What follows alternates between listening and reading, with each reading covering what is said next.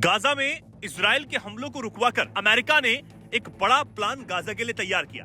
राष्ट्रपति ट्रंप ने 20 सूत्रीय प्रस्तावों को सबके सामने रखा और बताया कि इन प्रस्तावों की वजह से गाजा में शांति आ सकती है और आने वाले समय में खुशहाली भी।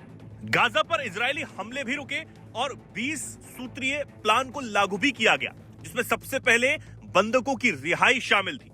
उनकी रिहाई हुई, लेकिन अब उस प्लान को आगे बढ़ाने का समय आ गया है और इसमें पाकिस्तान का भी एक बड़ा अहम रोल निकलकर सामने आ रहा है। वो पाकिस्तान जो मुस्लिम देशों के सामने अपनी शेखी बगाड़ने के लिए गाजा में शांति की बात कर इजराइल पर कड़ा एक्शन लेने की बात करता रहा है, लेकिन अब वही पाकिस्तान अमेरिका के हाथों बिक चुका है।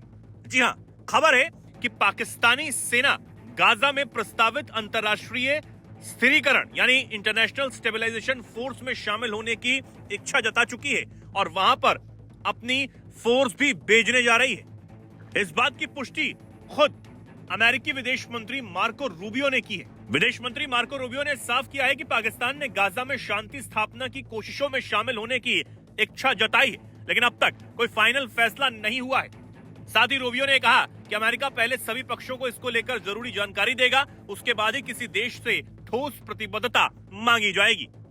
मार्को रूबियो ने कहा, हम पाकिस्तान के बहुत शुक्रगुजार हैं कि उन्होंने इसका हिस्सा बनने का ऑफर दिया या कम से कम इसका हिस्सा बनने पर विचार करने का ऑफर दिया। मुझे लगता है कि किसी से पक्का कमिटमेंट मांगने से पहले हमें उन्हें कुछ और जवाब देने होंगे, लेकिन मुझे पूरा भरोसा है कि इस झगड़े में सभी पक्षों को कई ऐसे देश राज्य मंजूर हैं जो आगे आकर उस स्टेबलाइजेशन फोर्स का हिस्सा बनने को तैयार हैं। अब मार्को रूबियो की इस पुष्टि से यह तो साफ हो गया है कि पाकिस्तान अपने ही उन मुस्लिम देशों का सगा नहीं रहा जिनके साथ बैठकर वो गाजा की वकालत करता रहा। वहीं रूबियो की टिप्पणी ऐसे वक्त में सामने आई है जब लगातार इस बात के बारे में बात हो रही है कि वॉशिंगटन पाकिस्तान पर सैनिक भेजने का दबाव बना रहा है। वहीं अगर पाकिस्तान ऐसा करता है तो उसके ही नागरिक उसके इस फैसले के खिलाफ जा सकते हैं, लेकिन पाकिस्तान की तरफ से फिलहाल ये कहा जा रहा है कि गाजा के लिए प्रस्तावित अंतर्राष्ट्रीय स्थिरीकरण बल में सैनिक भेजने पर कोई फाइनल फैसला नहीं हुआ है। लेकिन अगर अमेरिका के इशारे पर पाकिस्तानी सेना गाजा में जाती है तो पाकिस्तान के अंदर खूब बवाल कट सकता है, क्योंकि अमेरिका और इजराइल के जो कड़े विरोधी हैं वो सड़कों पर उतरकर प्रदर्शन कर सकते हैं और अपनी सेना के फैसले के खिलाफ गुस्से में आ सकते हैं। वहीं स्टेबलाइजेशन फोर्स है क्या, इसको भी जानिए।